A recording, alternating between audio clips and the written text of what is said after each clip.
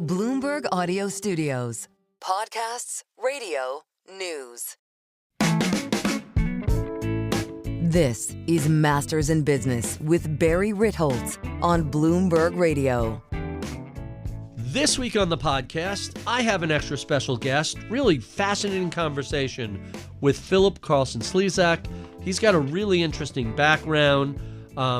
Chief economist at Sanford Bernstein, worked at the OECD, began at McKinsey, ended up as global chief economist for the Boston Consulting Group, and really approaches economic analysis from a very different perspective, critical of the industry's over-reliance on models, which have proven themselves to be not great predictors of what happens next, especially when the future in any way differs from the past. And so when we have things like the dot-com implosion, or especially internal to the market, the financial crisis of 08-09, and even COVID, models just don't give you a good assessment.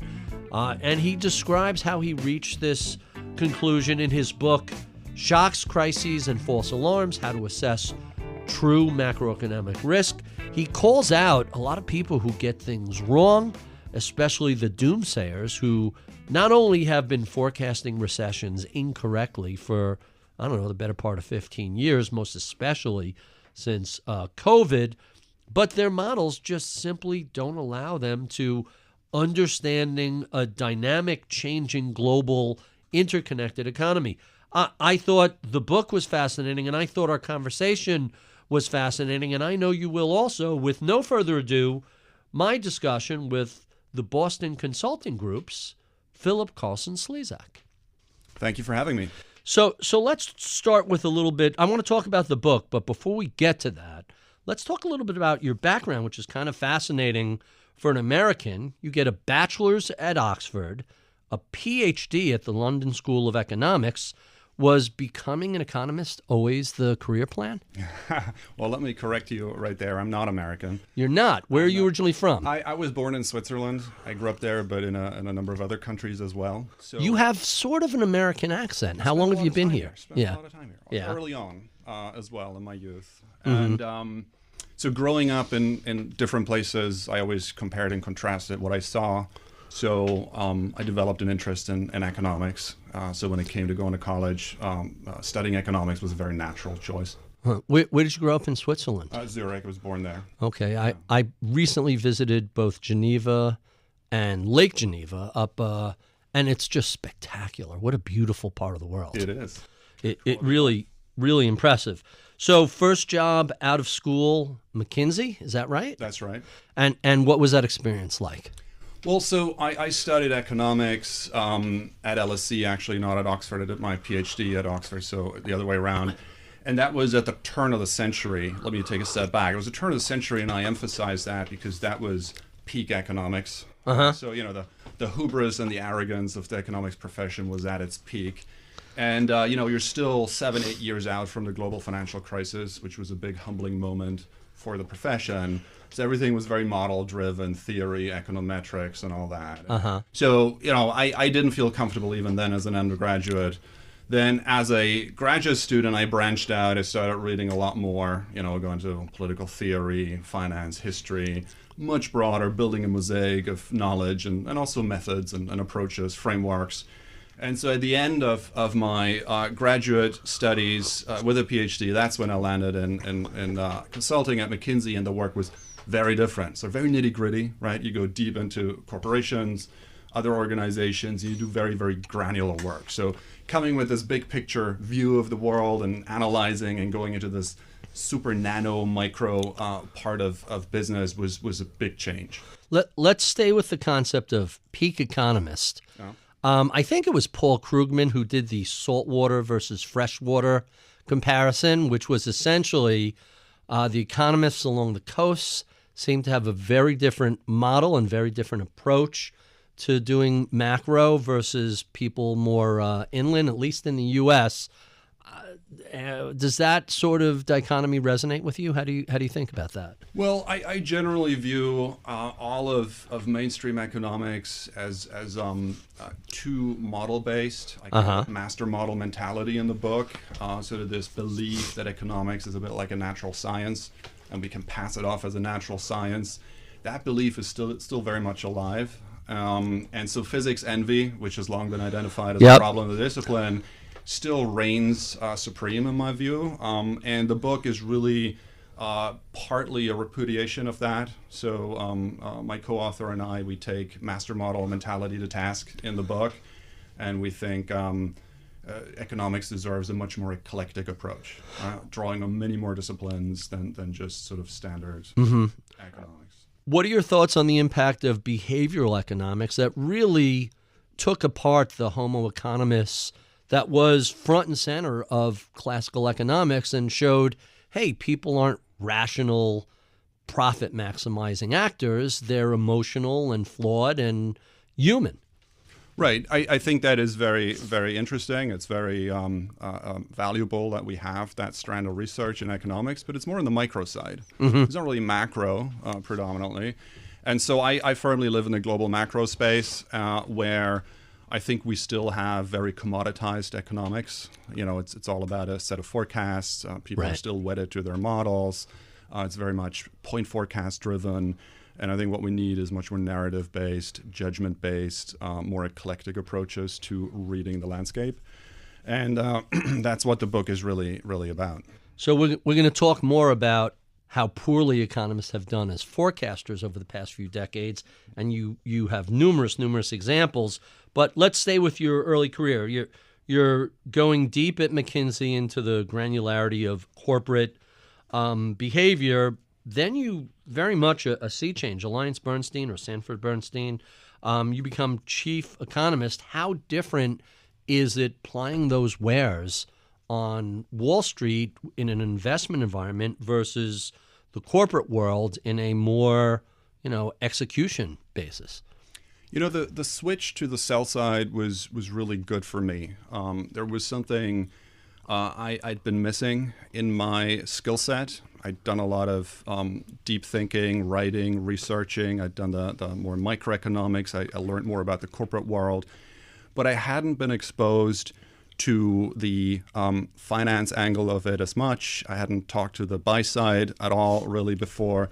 And being at Sanford Bernstein, a firm with a storied history in equity research really, and swimming in this pool of really great equity analysts just taught me a lot of things, not least how to frame research angles, how to be quick with research notes, how to get the thoughts out.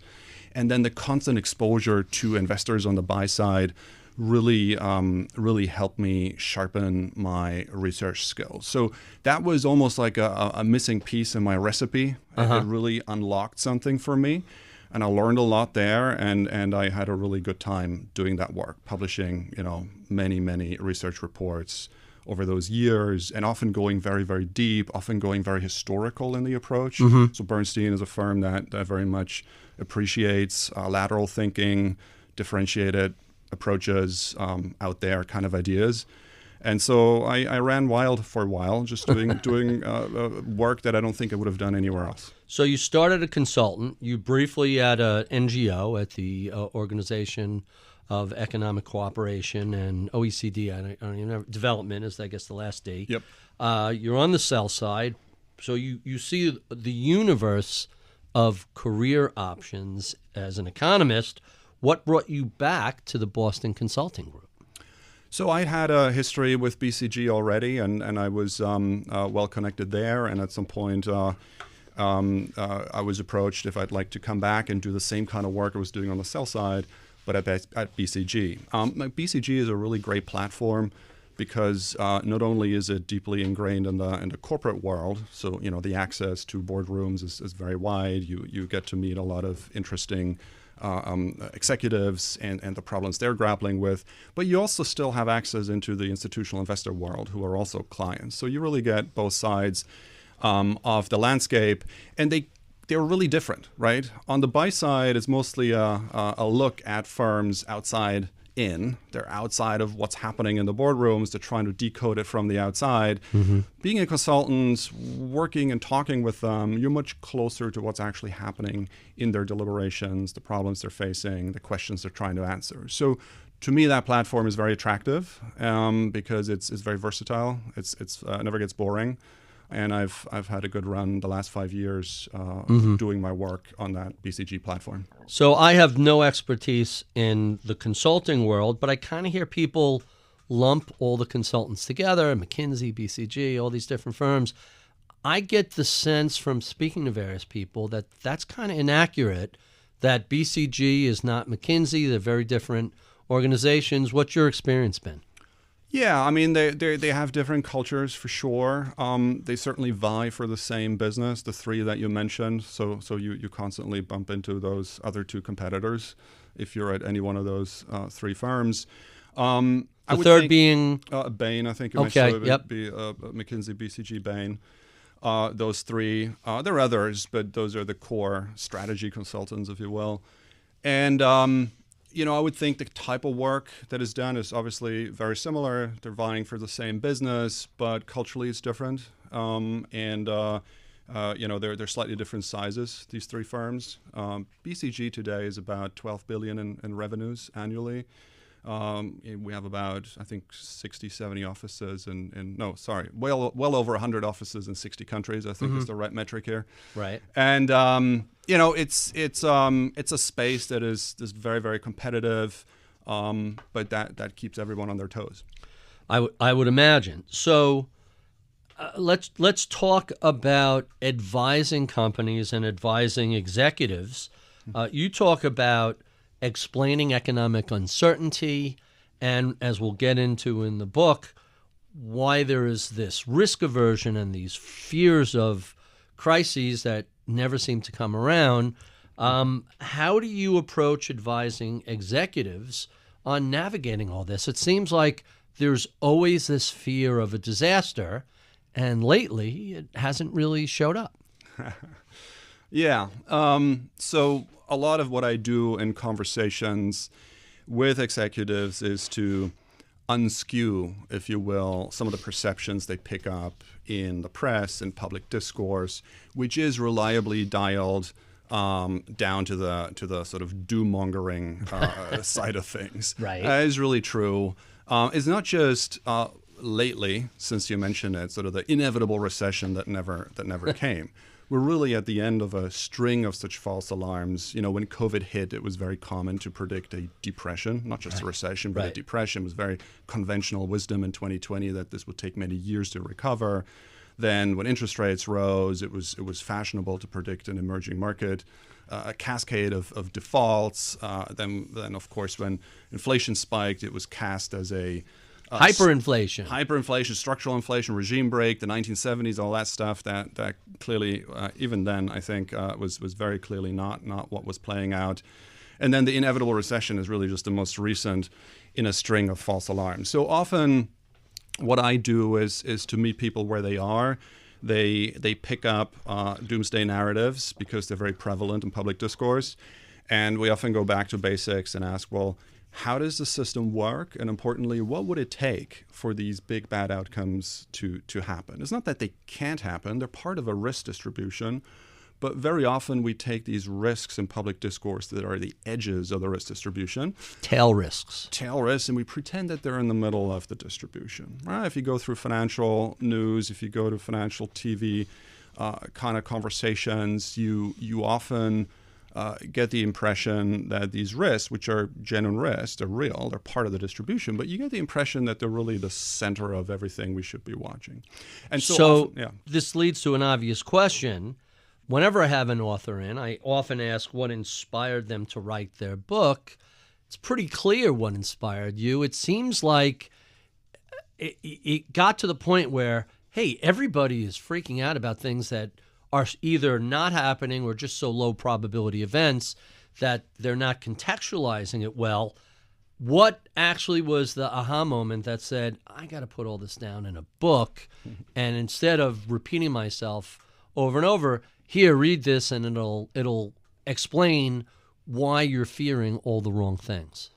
Yeah, it was the accumulation of situations where my co-author Paul Swartz and I felt we had a pretty good access to this topic. We kind of got that one right, not because we were using models and sophisticated analysis, but we looked at it from a narrative-driven perspective. We asked the right questions about what does it take to get to a really bad structural situation, and so we wanted to wrap that into a coherent story of how we think about economics, not because we can get it right every single time. Even if you use a more eclectic approach to economics, you will get things wrong, but I think your hit rate can improve.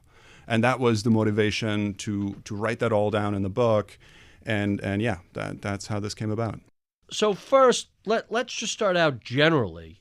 You describe the book as calling out pervasive doomsaying in public discourse about the economy and demonstrating how to navigate real financial and global risks more productively. Explain. So over the last few years, call it since the COVID pandemic, we've had a string of false alarms, as I would call them. Right out the gate in 2020, we were told this would be a greater depression, maybe as bad as the 1930s, worse than 2008. That wasn't the case at all. Then we had an inflation spike that was spun into an inflation regime break, forever inflation, hyperinflation. That didn't pan out. Then we had rising interest rates, and that was spun into a doomsday story of emerging markets, cascade of defaults, and then we had the story of an inevitable recession that we're still waiting for, right? So we have, across the board, a lot of negativity. Across the board, we have a lot of doomsaying. Public discourse is pervasive in that regard. The story is always skewed to the downside. And what the book does, it provides a framework to think about this differently, more productively, and it does so across real economy risks. Think recession, but also sort of longer-term growth. It does so in the financial economy. Think about stimulus and the effectiveness of stimulus, interest rates, inflation, bubbles, that type of stuff. And it does so across the global space, the institutions that govern trade, et cetera. So you combine data analysis with both narrative storytelling and judgment over traditional macroeconomic models.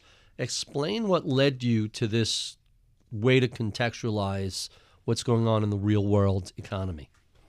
So my path through economics was fairly eclectic. I started out studying economics in a traditional theoretical macroeconomic econometric sense, and then I went into studying much broader adjacent fields that are relevant to economics: finance, history, political theory, political economy, etc. Then I had different experiences in my career, just putting together different views of how to approach these problems. And over time, and working on the sell side, as we discussed, I put all these together. And so it is just the insight that the models will not deliver. You cannot accurately forecast the economy. Economists shouldn't feel so ashamed about that. It's not like natural scientists are always doing better. Think about epidemiologists. They also struggle to accurately forecast COVID deaths, for example. So, you know, the whole physics envy and the whole inferiority complex that often besets the economics profession is misplaced in my view. We should embrace the uncertainty that prevents us from making precise point forecasts, and we should live with that uncertainty, embrace the eclectic nature of what we're trying to solve. It isn't just about economics and policy. It's about myriad other things that play into this. And when we do that and do it rationally, I think often we're going to land in better predictions. You know, it's funny about the physics envy. Richard Feynman once said, imagine how much harder physics would be if electrons had feelings. Yeah. Right? So it's not a pure natural world. You have human behavior getting in the way. And you know, one of the quotes from the book, doom sells.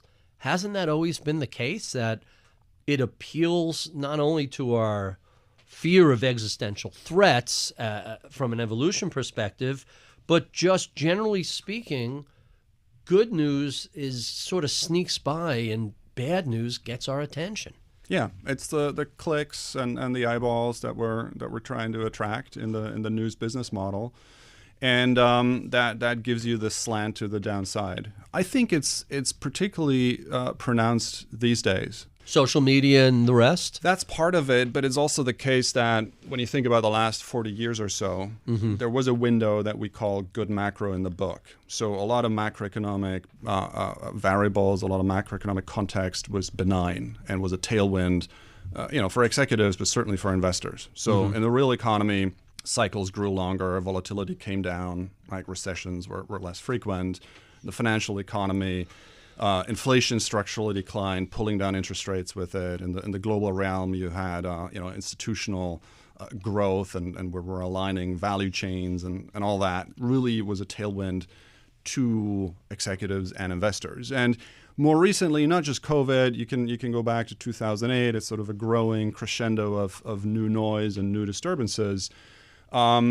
I think that good macro window is challenged, right? We had a lot of gyrations, we had a lot of shocks, a lot of whiplash there. And so for executives, when it used to be possible to ignore the macro world or take it for granted, it's now moved into the boardroom. Now you need to have a view on what these things mean for your business, and you kind of need to do that almost ongoingly. So that has changed. And because there's more gyrations, there's more whiplash, I think that has dialed up all the angst, and it has dialed up the doomsaying. And the string of false alarms that I went through earlier, in my mind, is pretty dense. It's every year we had a new doomsday narrative, and every single year it just didn't pan out that way. There was I'm trying to remember which economist wrote this up. At one point in history, your whole world was your local region, and what happened globally or what happened across the ocean was not relevant. Now it doesn't matter what corner of the earth you're hiding in. The global macro world is knocking on your door regardless. How significant is that to both coming up with a better macroeconomic framework and all of these false crises and fears that seem to be never ending? Yeah, I think the greater interconnectedness and the real-time aspect of economics and the pass-through of influences in often just hours, transmitted often through financial markets, that just adds to that. It never stops. It never takes a break. You go to sleep with sort of the latest data. You wake up with the latest data, right? I mean, it's sort of constant in that regard, and I think that certainly feeds into that sense of heightened risk and crisis. So let's talk about some shocks over the past quarter century. We had, and this is really just less global than U.S. focused, but obviously international ramifications. We had the dot-com implosion in 2000. We had the September 11th attacks in 2001. Not long after that, we had the great financial crisis. We had COVID in between.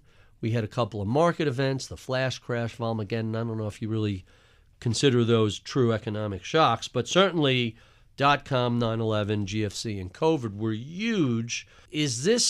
Have we been through more than the usual number of shocks, or does it just seem that way recently? Well, we've always had shocks. I think 2008 stands out among the ones you mentioned, because that's where the U.S. economy actually came close to the precipice of this could be a structural depression. Without the intervention, without the stimulus that was deployed at the time, this could have gone a lot worse. COVID, in some sense, was a replay of that risk, but action was more swift and more decisive. So it seems like we'll learn something there. And much more fiscal as opposed to the financial crisis, which was primarily a monetary response. And we ended up with two very different years that followed. Address that, if you would. Yeah. So I think in 2008, you'll remember TARP. TARP was what now looks like a paltry sum of $700 billion, and it got voted down in Congress. Right. So I remember that week in October, and the market seized so aggressively, and the stock market sold off, that it was voted down on a Monday. By Friday, it passed overwhelmingly. Exactly, and I think this is one of the big themes that we emphasize in the book. Stimulus comes down to the willingness of politicians to act and the ability to act. Ability is more about financial markets. Will bond markets finance this kind of action, which they do in times of crisis? But the willingness has to be there to act. And in times of crisis, the willingness to act usually rises. partisanship is put aside. Politicians come together. They act to, when the house is on fire, you will step up and do something about it. And I think in 2020 that was in display, and there was a learning curve from the more timid approach in 2008, and then perhaps it was overdone in 2020 and the following years. But certainly the risk was perceived, perhaps we're doing too little, so let's rather go large and backstop the system. My favorite story from the 2020 CARES Act was a week before the country was shut down, Congress couldn't agree on renaming a library in D.C. because it was just along partisan lines. Everything got tabled. Then the world shut down, and the largest fiscal stimulus since World War II, at least as a percentage of GDP, flew through the House and Senate and was signed by CARES Act 1 was President Trump, CARES Act 2 was President Trump, CARES Act 3 was President Biden. Did we learn something from the financial crisis about the lack of fiscal stimulus and maybe the pendulum swung too far the other way? What's your takeaway from that? No, for sure. Look, I think two crises were very different. You had in 2008 damaged balance sheets, not just in the banking system, but households. Their balance sheets had to be repaired. Households had to dig themselves out of that hole, had to rebuild their wealth, and that would have called for more intervention than what we got in 2008. In 2020, I think policymakers, politicians, they had internalized that learning. So they went extra large on the fiscal side, and that hole that COVID created was basically filled with fiscal stimulus. As you know, it's widely believed and accepted that this was extremely big, too much perhaps. And so we had an overshoot in certain consumption areas, particularly in the goods space. There was an overshoot in consumption. It pushed up demand. It together with supply crunches, it pushed up inflation in an idiosyncratic and more tactical, cyclical way, not structural, but tactical way. And so I think, yes, policymakers did learn something, and they were risk averse, so they went extra large. So you said the financial crisis, clearly a shock. The other things not as much as a shock, and we've had plenty of false alarms. How do you define what a true shock or crisis is, and what do you put in the category of false alarms, or things that are genuine but just don't rise to the level as described? Yeah, there are two things to consider. One is sort of the news cycle level. We have a constant doomsaying about supposed things that could lead to recession or otherwise downgrade the economy. Just the last few years, we went numerous, so for example, consumers were supposed to run out of cash and consumers were not going to keep up their spending. We had lots of false alarms about the labor market, even last summer, right? We had last summer in August, there was somewhat of a panic because supposedly the labor market was going to be very soft and very weak. So we have these news cycle false alarms, stories that often are rooted in a data point that is noteworthy, that is interesting, that does signify risk, but we're extrapolating from the data point to conclusions that don't hold up. That is one category of false alarms. The other category is where you have real crises, but the question is, are they going to have structural impact? Are they going to have a long-term impact on the economy? Are they going to downgrade the economy's capacity? So 2008 does qualify. 2008 left an indelible mark on the U.S. economy, but 2020 didn't in terms of performance and output. We've regained the output to trend output that we were on, the path we were traveling on pre-COVID. We've come back to that trend output path. It has not left the kind of permanent mark on economic performance that you saw after 2008. So in that sense, we need to differentiate between what is a likely shock that will pass and that we can fix versus what is something that changes the structural composition, structural setup of the economy durably. Those are two very different types of situations. That sounds like a usable framework for distinguishing between real crises and, do I call it media alarmism? Or, I don't. Everybody's blaming the media these days, especially with this administration. But there has been a fairly relentless negativity, especially in social media. What's the best framework for, separating the wheat from the chaff? Well, typically when we see knee-jerk reactions and doomsday stories, they're taking a data point and then they're extrapolating, usually on the basis of a model. So, I mean, think about the inevitable recession. Even Larry Summers, people like that, they came out and said, look, to bring down wage growth, to bring down inflation, you need, 5 years of unemployment at this and that level. Why? Right. Because he threw out 10%. Well, 10% for 1 year Right. or 5% for 5 years. So you had Right. different configurations, but they were all based on basically the Phillips curve. This was all a Phillips curve take on the economy, which was a great model 50 years ago, wasn't it? Yeah, it described the UK and certain other countries empirically quite well. It wasn't ever really a model and a theory. It was more of a description of empirical facts. But certainly it was useful for a window. It's still useful as a instrument to think about dynamics, right? But it was basically used as the truth. There's an input and there's an output, and my model gives me the truth if I give it certain inputs. And then, well, what happens, we're extrapolating data points often outside the range of empirical facts. The models are only trained on historical facts. You can't make up data points to train your model. So when a crisis hits, likely you get data points that were not empirically known in the past. So what does the model do? It extrapolates outside its historical empirical range. And then you get these kind of point forecasts that just don't work. I mean, case in point, in 2008, unemployment goes up to around 10%, right? And it takes almost the whole 2010s, a full decade almost, to bring down this very high unemployment rate. So in COVID, when unemployment shoots up to 14%, what does the model do? It says, well, if it takes a decade to bring down 10% unemployment, it will take even longer to bring down 14% of unemployment, right? And that is exactly this kind of limitation of the model-based approach. Empirically, you never had 14% unemployment. Right. So if the model extrapolates from past data points, it's going to go off the tracks. And that's exactly what happened in that instance. So the underlying flaw built into most models is that the future will look like the past. And as we've learned, that often is not the case. It's always idiosyncratic. Look, the U.S. economy since the Second World War has only seen a dozen recessions. Now, each of those recessions is totally idiosyncratic.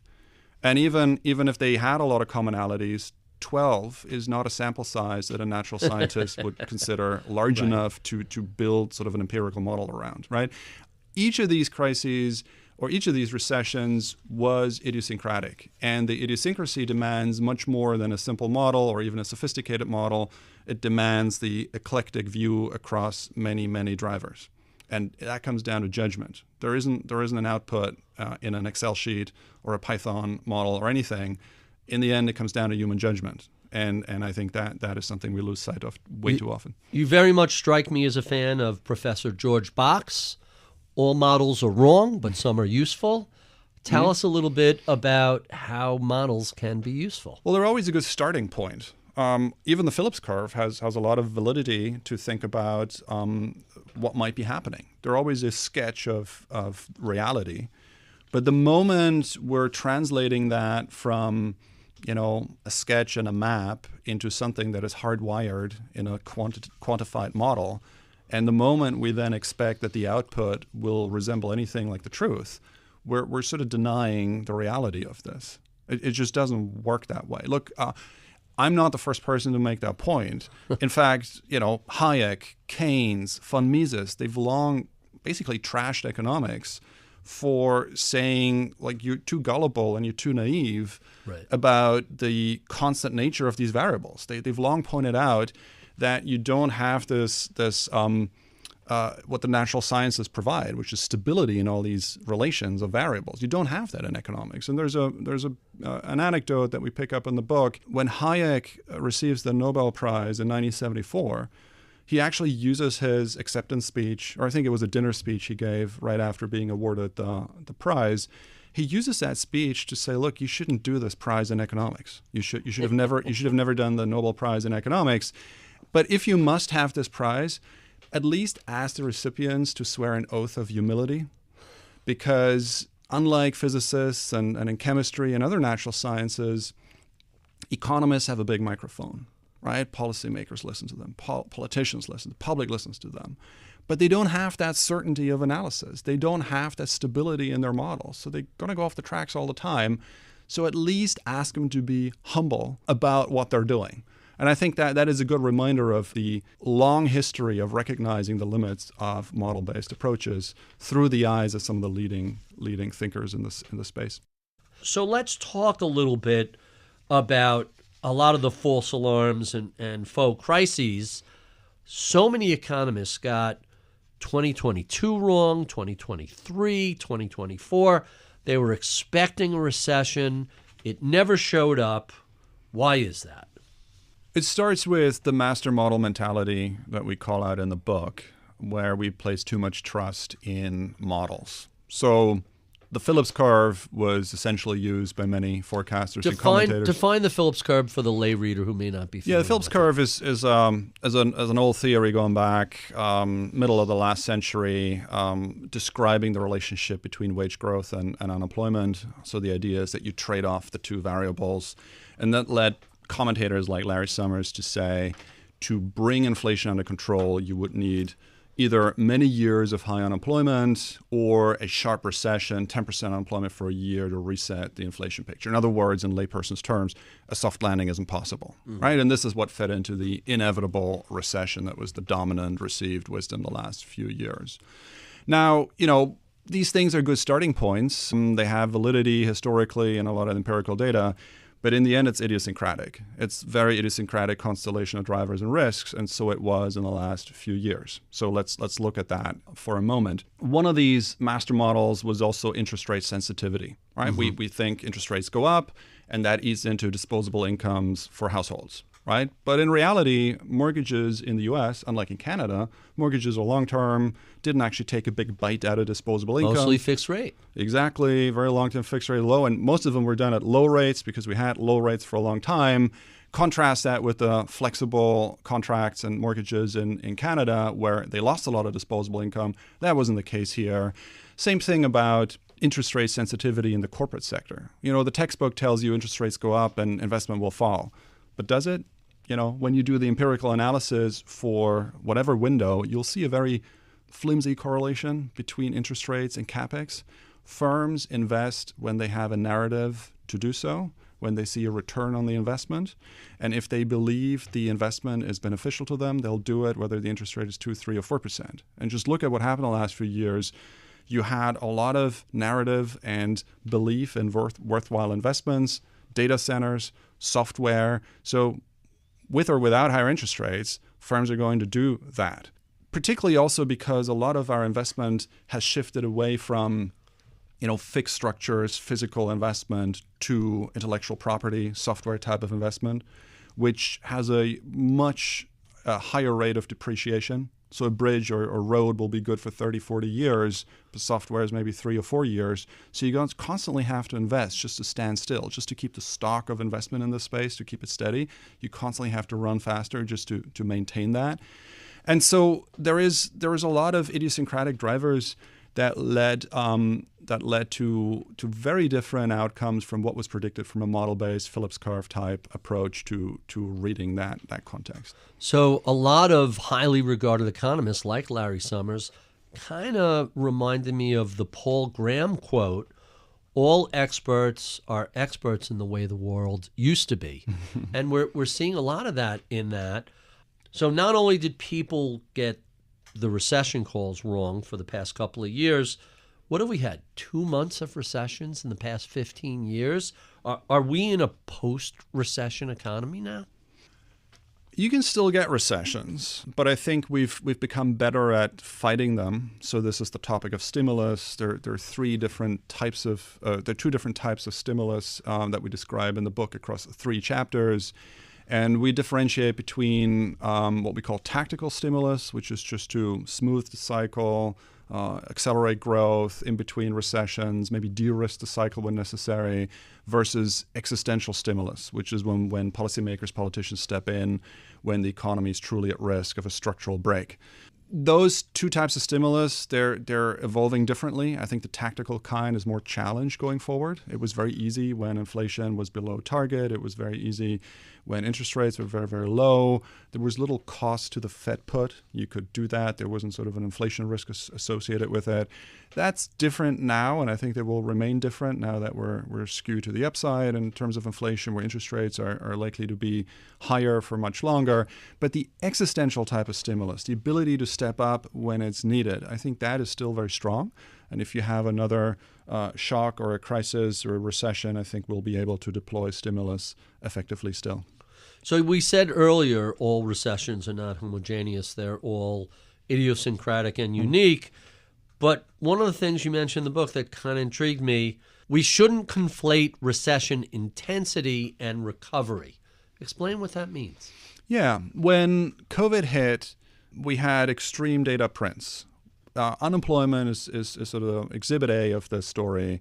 Unemployment went to 10% in 2008, but it went to 14% in 2020, right? So the intensity, the sudden collapse of activity was much more pronounced in COVID than it was in 2008. GDP also much worse during the first few months of COVID than GFC. All variables. And we have a chart early in the book that shows the 5th to 90th percentile of historical experience of these variables, and COVID is like far outside that historical range. So you get data prints that you're not used to, that the models don't know. The models were trained on data points that were simply not experienced until they happened in COVID.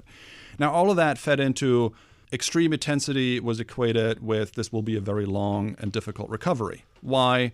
The 10% unemployment rate led to many years of recovery in the 2010s, right? So now if the unemployment rate is even higher, it's going to take even longer to work it down to a level that is a good economy again.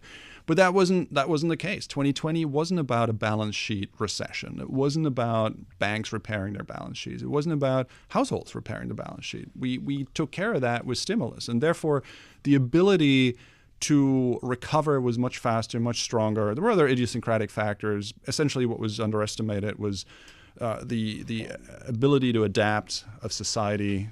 Societies found ways to work around the virus. The pathway to a vaccine was faster. So there were a lot of things that were underestimated. It kind of reminds me of the Y2K fear, that when there's a little bit of a fear of panic, the expected crisis may not show up because we're taking steps to avoid it. We don't know what was Y2K a false alarm, or did the fear lead us to make sufficient changes to avoid problems? I honestly can't answer that question. I'm wondering how you look at crises in terms of, do some of the fear-mongering and some of the media absolute extremism lead to government action that prevents the worst-case scenario from happening? It's possible that it shapes the perception of policymakers and politicians. But I think the realities on the ground, the variables that are visible and measurable, the unemployment rate, GDP growth, imports, exports, all of that was under pressure. I think that is more telling for those who take decisions than what public discourse does. Is public discourse particularly fearful and a lot of angst pervades how we think about the economy? Does that spur action? Maybe. That's part of it. So we don't know, as you rightly say, what would have been in a counterfactual world. But essentially, when the economy is genuinely in trouble, I think the willingness to act on the stimulus side is very strong. So let's talk about some of those metrics. You have an image in the book, scanning the recession barcode. So tell us about that and the history of U.S. recessions, which seem to have been more frequent and more intense. You go back a century, they were depressions, not even recessions. Tell us about how this has changed over the past, couple of hundred years. Yeah. So if you do a very long-run chart of recessions in the U.S. economy and you shade each recession as a bar, what you get is a barcode, an image that looks a bit like a barcode, but it thins out as you move to the right. So you had recessions very frequently 100 years ago and further back, the economy was constantly in recession. Essentially, half the time it was in recession. Banking panics all the time. Yeah, but also the real economy. The economy was very agrarian. A bad harvest could drag down performance of the economy. So there were a lot of shocks. But yes, there were also banking crises and things like that. And what we identify in the book is a recession risk framework. We say, look, all recessions come in one of three flavors. They're either real economy recessions, which is when investment and consumption drop abruptly and pull GDP growth down. So that's the real economy type of recession. The second is a policy era, when policymakers get it wrong, they raise interest rates too fast or too high, which only you ever know ex post whether it was the right thing to do. So it's a very tricky thing to do. And the third type of recession is the most pernicious kind. It's a financial recession, when something blows up in the financial system, like 2008. And what we're showing in this chapter of the book, over the long run, the composition of these two drivers has changed. Over the last 40 years, the real economy recessions, they really took a backseat because the economy calmed down, the volatility calmed down, services play a bigger role in the economy today, so they're less volatile than physical production. But also policymakers just got better at managing the cycle. So, policy errors kind of also lost a lot of share, if you will, in the overall prevalence of recessions.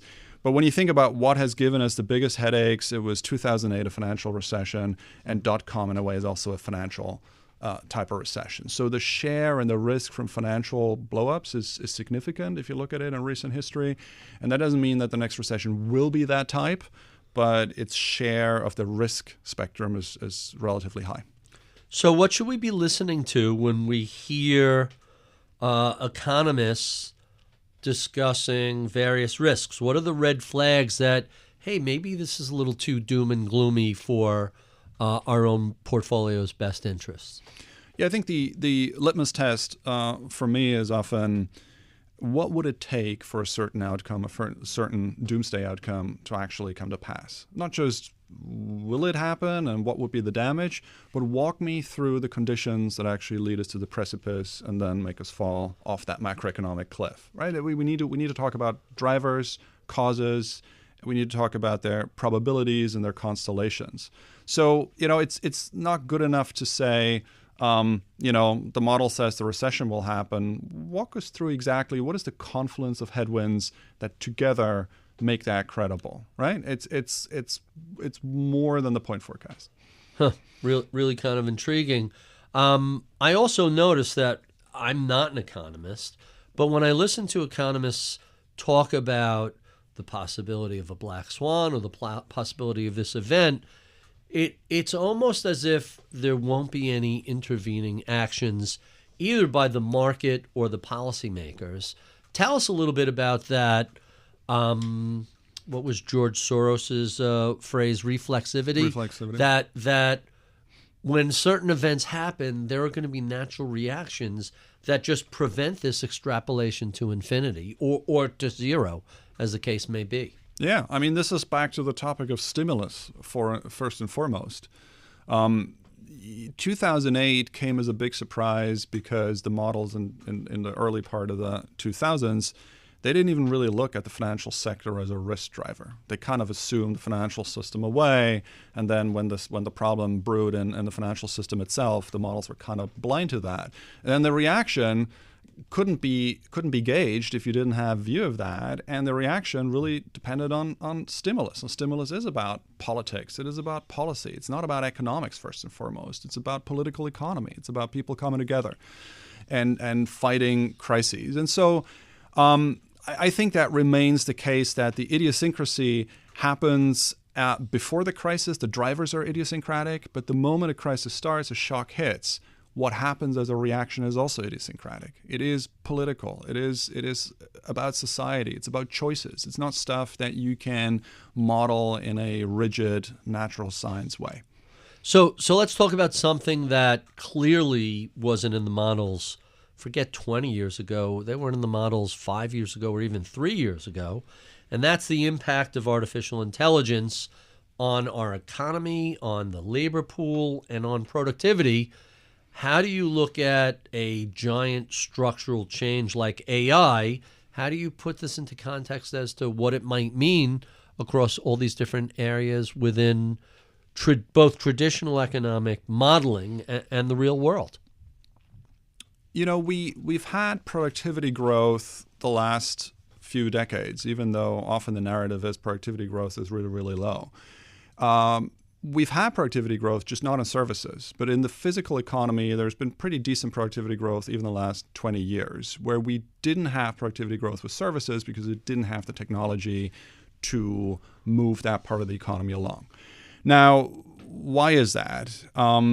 Essentially, productivity growth goes up when technology displaces labor.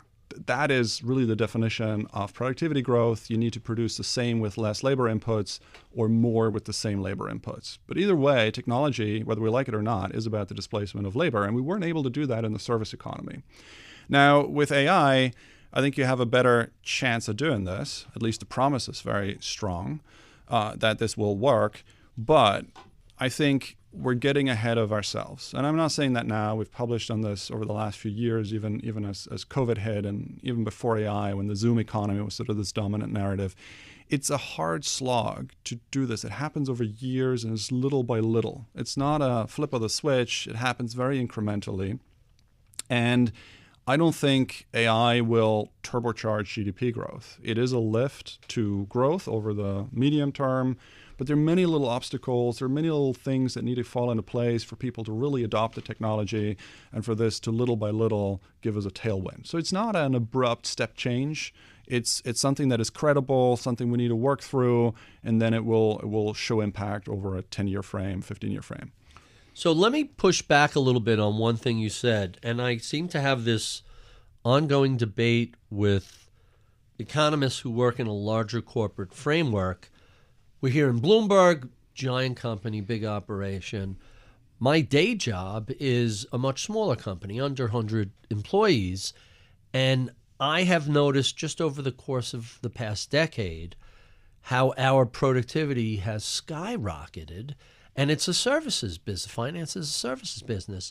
And it just feels like the things that used to take so long to do 15 and 20 years ago are now automated. And it's not that we're hiring fewer people and it's not that we're working shorter hours, but the same size team can just accomplish so much more than they were capable of. Like, I recall the days of quarterly reporting and having to literally run a model, create a printout for every client, print it out, stick it into the right, and like, it was like a week-long process, Right. That all hands on deck every quarter. And now it's updated 24/7, tick by tick. It's automated. No one cares about quarterly reports because you could get it. And the joke is you have 24/7 access to your daily, weekly, monthly, year-to-date, 5-year, 10-year performance reports. Just try not to check it second by second. Right. But the way, and that's just one example, being able to communicate with clients, to record and embed an interactive video with charts and everything else, Right. that was like a massive undertaking. And now it's like child's play. Even though you're doing the same thing, you're just doing it faster, better, cheaper, easier. Are we somehow underestimating the productivity gains, or are these just specific to, that one area? Yeah, so I have some pushback on that. I think the bar for productivity growth is a little higher and it's very specific. It's less inputs per output. So do things get more comfortable? Are they moving faster? Are they qualitatively perhaps better? Yes, but are we using less inputs to generate the same value? Or are we using the same level of inputs to generate more value? That is what we need to achieve to speak of productivity growth. And let me give you an example that we use in the book. I took an Uber from my apartment to come here into the studio today. And Uber is often upheld as sort of the epitome of progress in tech. And it is fascinating. It's a great app. I love to use it. It's nice. But look, if you want to improve the productivity growth in taxi transportation, we have to talk about inputs and outputs, right? And the inputs are on the capital side a car, and you're not getting rid of that car. And on the labor side, it's the driver. And the Uber car still has that driver. Not in Waymo and parts of the West Coast. Yes, and this is why I said it takes time. Incrementally, that will happen and that will unfold. But do you think you're going to have driverless taxis in New York in 2028 or 2030? I don't. Well, it's we'll have unlikely. it in 2050, probably in 2040. I can't tell you what exact year it'll happen, but it's coming. I agree with you. And The sooner we embed those RFID devices in vehicles and on street corners, like doing it visually in LiDAR is very 20th century. Right. Yeah, and that's why I said it takes time. Over time, this will be substantial lift to economic output, but it doesn't happen overnight. It's actually, it takes time, right? And there's an additional important point about productivity growth that can also be shown in this taxi example.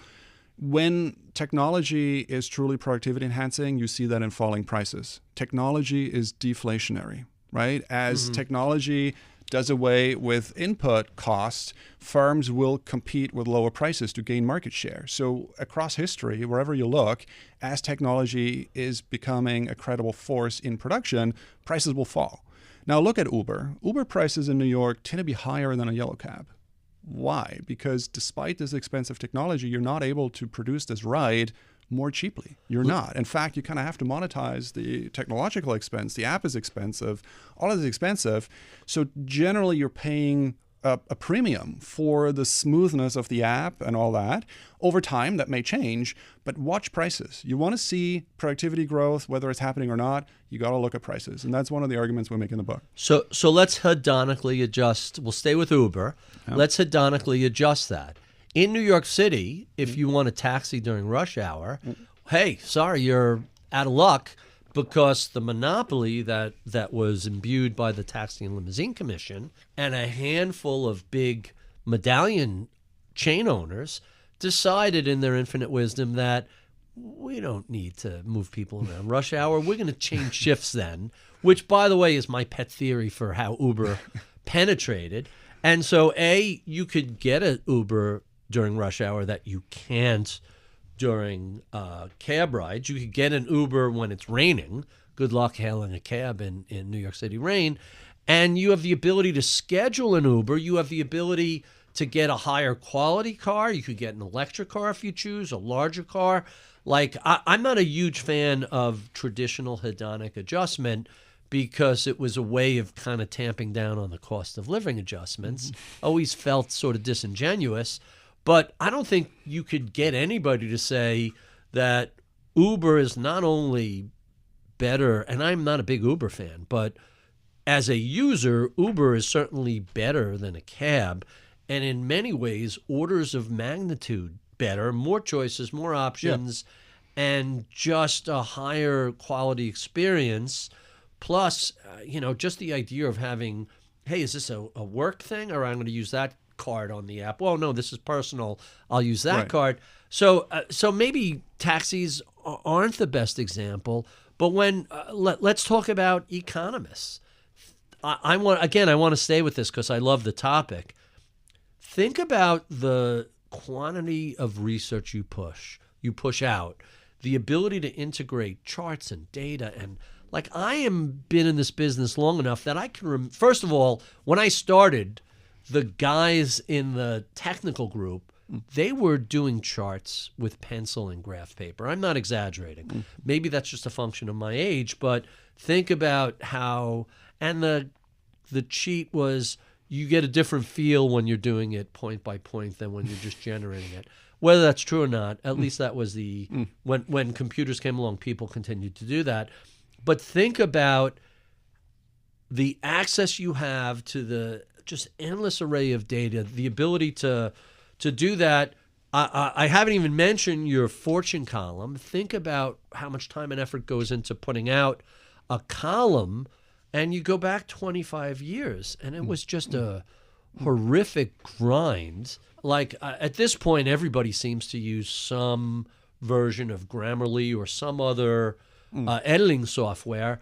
The ability to put out, and I'm not talking about asking ChatGPT to generate a garbage article for you.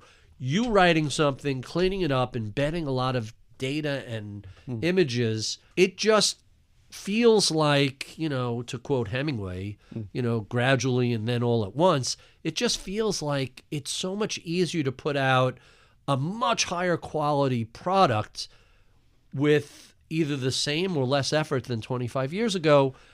Maybe I'm just hyper-focused on the junk I do, but what's your experience been like? Absolutely. Incrementally, there's progress, but again, the bar we need to meet is value. Are we generating more value with the same inputs, or are we generating the same value with less inputs? That's the definition of productivity growth. So if you can make all these charts faster and you save one economist on the team, well, that's productivity growth. Or you keep the economist and you double your number of reports and you also manage to monetize them and earn revenue for it, well, that's productivity growth.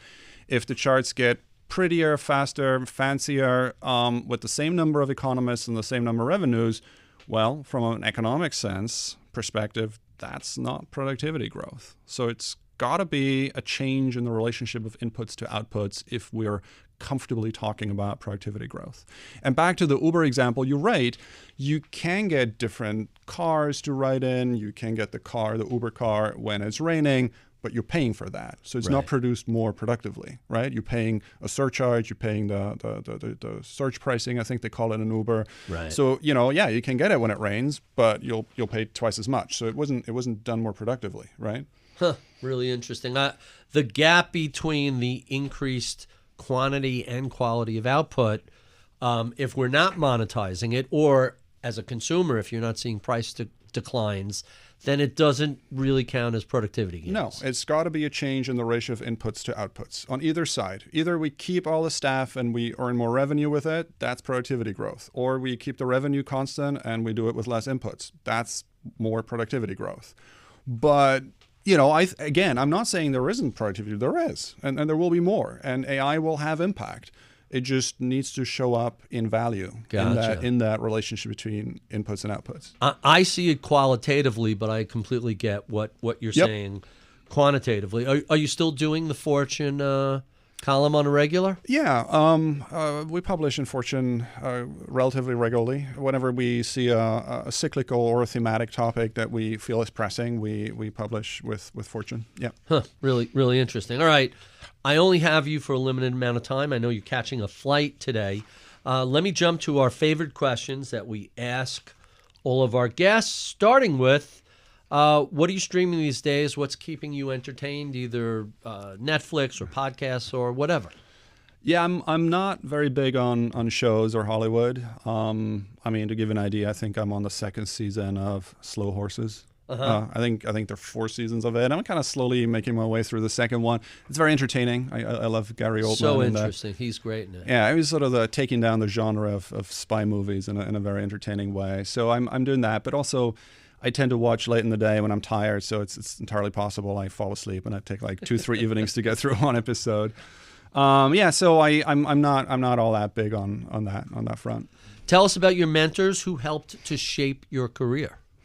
So many people, right? Because a lot of it is teamwork, and you don't progress without mentors and role models. I would say in my current role, I would probably call out 2 people.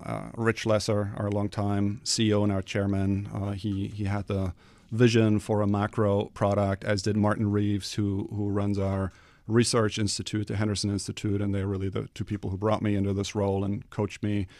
So they stand out. Outside of BCG, Kathleen Stephenson, she had many different roles on Wall Street, an economist role. She's been a great help navigating my career the last many years.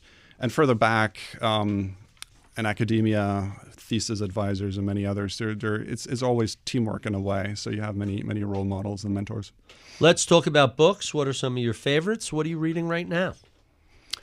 Right now, I'm almost done with Making Sense of Chaos by Doyne Farmer. Came out last year. Doyne Farmer is a very interesting character. He's a complexity scientist at the Santa Fe Institute, and I think at Oxford University as well. And his book is interesting to me. I bumped into him at 1 or 2 conferences, but it's interesting to me particularly because he kind of argues the opposite of what we argue in our book. So he agrees that economics is poor if you just take standard models and theory, but he believes you can crack the complexity of it. So he thinks with complexity science and better data and better models, you'll essentially be able to make those forecasts. I read it because it's always important to see what others are arguing. I don't read stuff that reconfirms what I think. I want to see what other people are saying about the same topic from different angles. So that book's been very useful and also well written. That's what I'm currently reading. I think of other books that I've read over the years. I mean, there's so many great ones, of course. I think one that early on made an impression on me was Seeing Like a State by James Scott.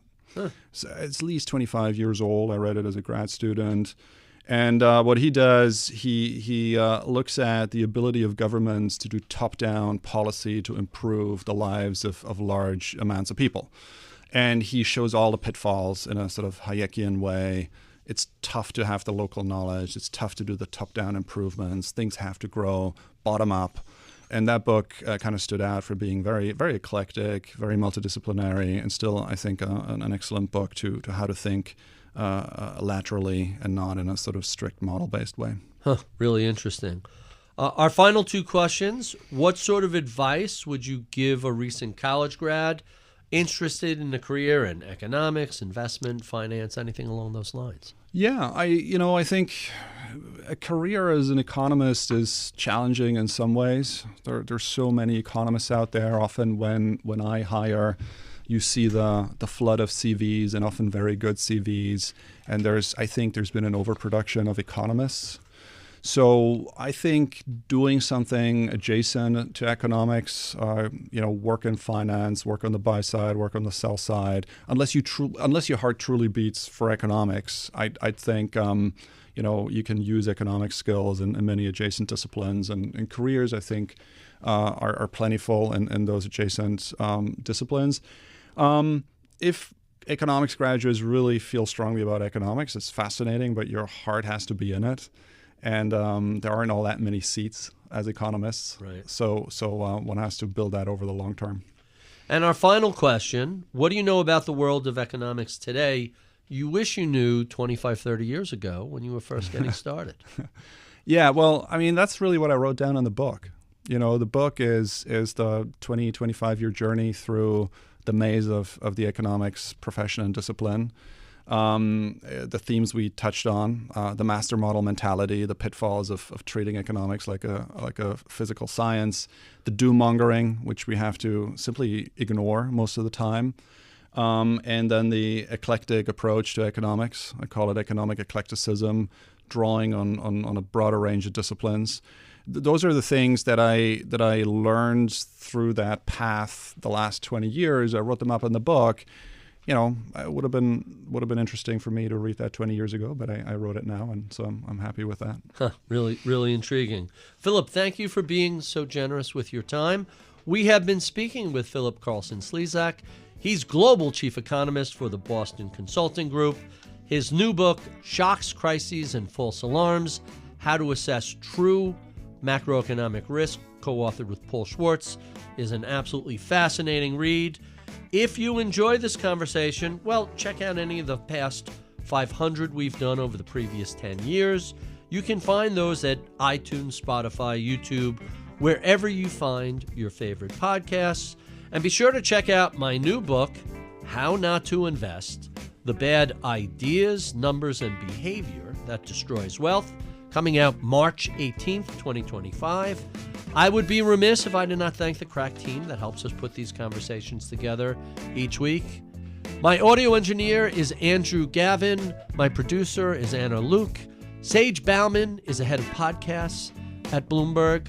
Sean Russo is my researcher. I'm Barry Ritholtz. You've been listening to Masters in Business on Bloomberg Radio.